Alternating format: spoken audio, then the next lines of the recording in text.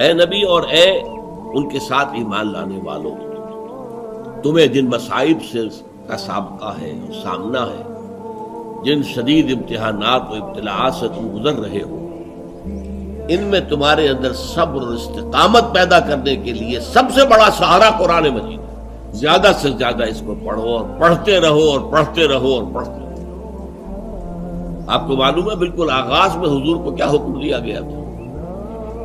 یا ایھا المزمل قم اللیل الا قلیلا نصفہ او انقص منہ قلیلا او زد علیہ ورتل القرآن ترتیلا۔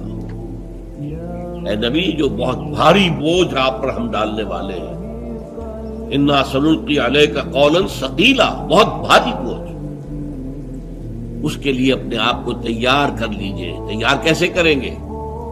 ڈنڈ بیٹھ کے نہیں نکالنی، یہاں پہلوانی درکار نہیں ہے، جسمانی پہلوانی۔ یہاں کیا ہے؟ وہ روحانی قوت جو قرآن مجید کی بنیاد پر وجود میں آتی ہے۔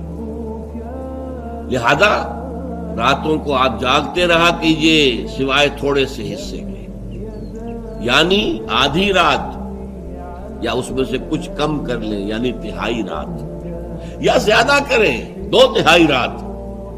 ورتل القرآن ترتیلا، اور پڑھتے رہیے قرآن کو ترتیل کے ساتھ، ٹھہر ٹھہر کر، رک رک کر۔ یہ اصل میں ترتیل ہے کہ جس سے کہ در حقیقت تاثیر جو ہے وہ جذب ہوتی ہے۔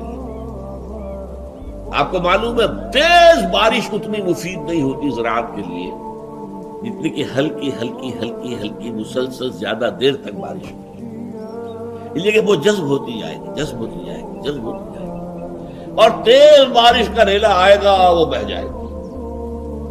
لہذا قرآن کو تھوڑا تھوڑا رک رک کر پڑھنا۔